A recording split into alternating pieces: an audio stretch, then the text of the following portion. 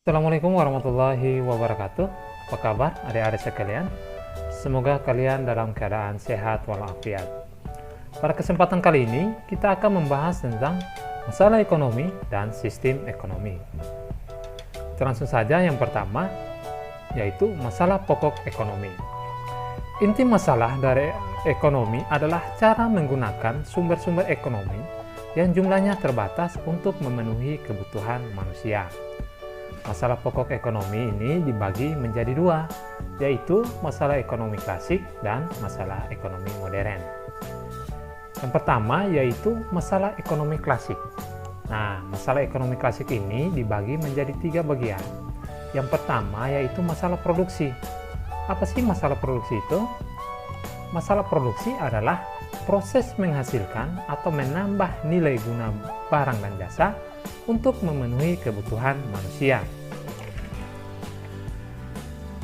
Jadi di sini produsen menentukan bagaimana menghasilkan barang dan jasa agar memenuhi beragam kebutuhan manusia, agar kebutuhan manusia bisa terpenuhi. Yang kedua yaitu masalah distribusi. Nah, masalah distribusi ini merupakan penyaluran barang dan jasa hasil produksi kepada konsumen. Jadi distribusi ini yaitu menyalurkan barang dan jasa dari hasil produksi kepada konsumen. Nah, distribusi ini menekankan barang yang sudah diproduksi harus sampai kepada konsumen. Yang ketiga yaitu masalah konsumsi. Masalah konsumsi merupakan kegiatan memanfaatkan atau menghabiskan nilai guna barang dan jasa yang sudah diproduksi. Jadi konsumsi ini yaitu memanfaatkan atau menghabiskan nilai guna barang dan jasa yang sudah diproduksi. Nah, barang dan jasa yang kita konsumsi ini harus sesuai dengan kebutuhan yang ada. Jangan sampai kita mengkonsumsi sesuatu yang belum menjadi kebutuhan kita, sehingga barang dan jasa ini tidak menjadi mubazir. Jadi masalah ekonomi klasik yaitu masalah produksi, distribusi, dan konsumsi. Kita lanjut. Yang kedua yaitu masalah ekonomi modern. Nah, masalah ekonomi modern ini dibagi menjadi tiga juga, yaitu what, whom, dan for whom. Apa itu what? What ini berkaitan dengan barang apa yang akan diproduksi.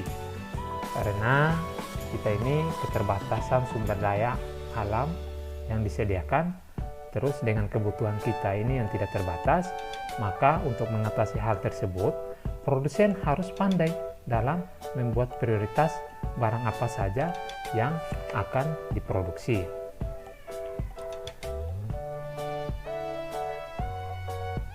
Oke, yang kedua yaitu bagaimana cara memproduksi. How.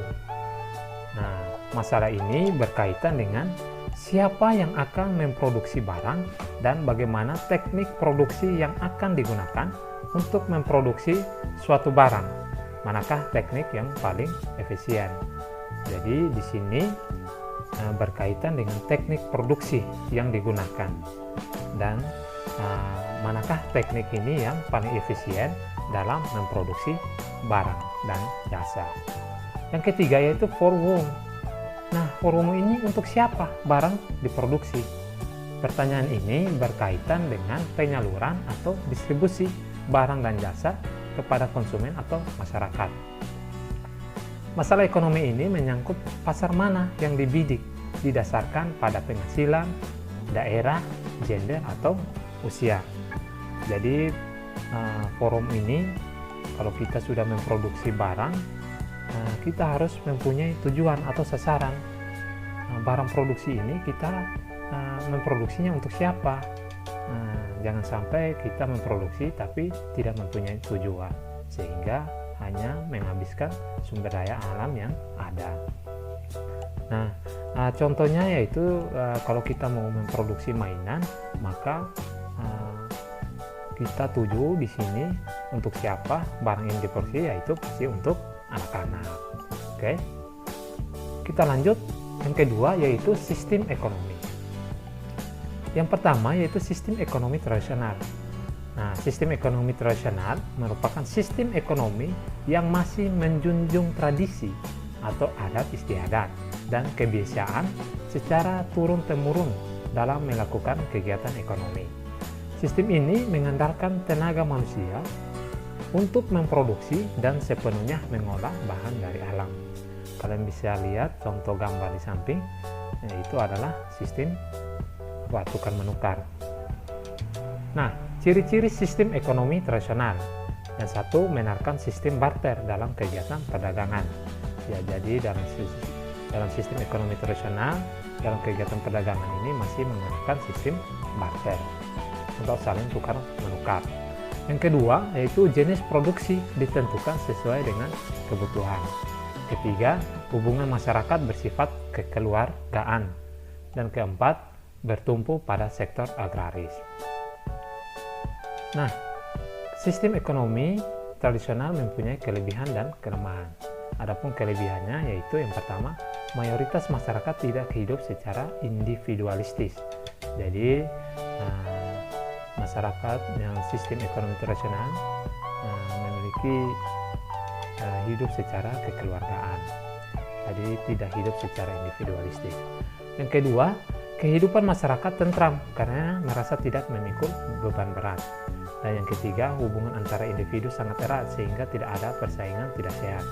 Jadi dalam sistem ekonomi tradisional tidak adanya persaingan tidak sehat karena semuanya memiliki sistem kekeluargaan. Itu kelebihannya, sedangkan kelemahannya dari sistem ekonomi tradisional yaitu produktivitas rendah karena masih menggunakan teknologi sederhana. Yang kedua, barang hasil produksi masih bermutu rendah. Nah, jadi barang hasil produksi ini masih bermutu rendah karena masih menggunakan teknologi yang sederhana. Yang ketiga, sulit maju dan berkembang karena perubahan masih dianggap tabu. Oke, kita lanjut. Sistem ekonomi komando atau terpusat. Sistem ekonomi komando atau terpusat merupakan sistem ekonomi yang menyerahkan semua kebijakan kepada pemerintah. Jadi semua kebijakan, semua peraturan ini diserahkan oleh pemerintah. Rakyat hanya menjalankan peraturan yang ditentukan tanpa diberi kebebasan. Adapun ciri-ciri sistem ekonomi komando atau terpusat, yaitu hak milik perorangan tidak diakui. Yang kedua, semua faktor produksi dikuasai oleh pemerintah. Ketiga, pemerintah memegang kendali penuh dalam perekonomian. Keempat, kebebasan individu dan masyarakat dibatasi dalam perekonomian karena semuanya terpusat atau komando kepada pemerintah. Nah, kelebihan dan kelemahan sistem ekonomi komando dan terpusat. Adapun kelebihannya yaitu masalah ekonomi seperti inflasi dan pengangguran lebih mudah diatasi oleh pemerintah. Kedua, kemungkinan terjadinya krisis ekonomi relatif kecil. Ketiga, pasar barang dalam negeri berjalan lancar. Keempat, pembentukan harga melibatkan pemerintah. Adapun kelemahannya yaitu individu sulit maju karena kreativitas dibatasi. Yang kedua, sering terjadi monopoli yang merugikan masyarakat. Ketiga, tidak adanya kebebasan dalam memilih sumber daya karena semuanya terpusat atau komando kepada pemerintah. Yang keempat, barang yang didistribusikan karena tidak sesuai dengan kebutuhan masyarakat. Nah, sistem ekonomi komando atau terpusat ini diterapkan oleh negara seperti negara Korea Utara. Oke, kita lanjut. Yang ketiga yaitu sistem ekonomi pasar atau liberal. Sistem ekonomi pasar atau liberal adalah sistem di mana negara memberikan kebebasan kepada setiap orang untuk mengadakan kegiatan ekonomi. Jadi sistem ekonomi pasar liberal ini berbeda terbalik sama sistem ekonomi komando atau terpusat. Ya. Nah, sistem ini berdasar pada teori yang dikemukakan oleh Adam Smith dalam bukunya yang berjudul The Wealth of Nations yang diterbitkannya pada tahun 1776 dengan ajaran pokoknya yaitu memberikan kebebasan perseorangan di setiap sektor ekonomi. Adapun ciri-ciri sistem ekonomi pasar atau liberal adalah persaingan dilakukan secara bebas.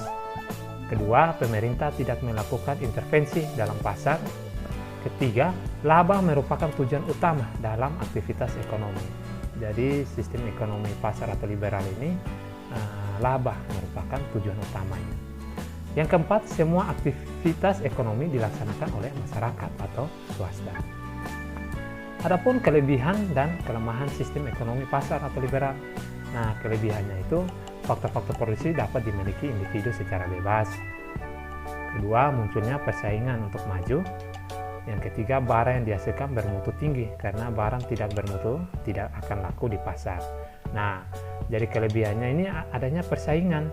Sehingga ada persaingan, maka barang yang dihasilkan itu pasti bermutu tinggi. Kalau tidak bermutu tinggi, pasti tidak akan laku di pasaran. Nah, itu kelebihannya. Adapun kelemahan dari sistem ekonomi pasar atau liberal, yaitu pemerataan pendapat sulit dilakukan karena di sini masih monopoli. Di sini yang susah tambah susah, yang kaya semakin kaya karena pemerataan pendapatan sulit dilakukan. Yang kedua, cenderung memunculkan persaingan yang kurang sehat. Yang ketiga, munculnya monopoli yang dapat merugikan masyarakat. Oke, yang keempat yaitu sistem ekonomi campuran. Nah, sistem ekonomi campuran adalah sistem ekonomi yang menitik beratkan interaksi antara pemerintah dan swasta dalam melakukan kegiatan ekonomi. Sistem ekonomi campuran merupakan gabungan dari sistem ekonomi sosialis dan kapitalis atau liberal. Sistem ini mencegah penguasaan sumber daya ekonomi secara penuh atas sumber daya vital oleh kelompok tertentu. Pemerintah berperan dalam pengawasan dan pengendalian kegiatan perekonomian. Swasta diberi kebebasan menentukan kegiatan perekonomian yang ingin dilakukannya. Adapun ciri-ciri sistem ekonomi campuran yaitu peran pemerintah dan sektor swasta berimbang atau sama ya, peran pemerintah dan sektor swasta ini seimbang atau berimbang. Dan yang kedua, faktor-faktor produksi vital dikuasai oleh pemerintah. Jadi faktor-faktor produksi vital ini hanya dikuasai oleh pemerintah. Yang ketiga, pemerintah dapat melakukan intervensi melalui peraturan dan kebijakan-kebijakan. Jadi pemerintah melakukan peraturan dan kebijakan-kebijakan dalam melakukan sistem ekonomi campuran ini. Adapun kelemahan dan kelebihannya, yaitu kelebihannya sektor ekonomi yang dikuasai pemerintah bertujuan untuk kepentingan umum. Jadi sektor ekonomi yang dikuasai pemerintah itu bertujuan untuk kepentingan umum atau kepentingan banyak orang. Yang kedua, hak individu atau swasta diakui dengan jelas. Ketiga, harga lebih mudah untuk dikendalikan. Adapun kelemahan sistem ekonomi campuran, itu peran pemerintah lebih berat dibandingkan swasta. Karena di sini peran pemerintah itu melakukan peraturan, kebijakan-kebijakan dalam sistem ekonomi campuran. Yang kedua, sedikitnya pengawasan terhadap pengelolaan sektor produksi oleh pemerintah membuat maraknya tindakan korupsi, kolusi, dan nepotisme atau KKN. Demikian penyampaian materi kita kali ini tentang tentang masalah ekonomi dan sistem ekonomi. Terima kasih. Assalamualaikum warahmatullahi wabarakatuh.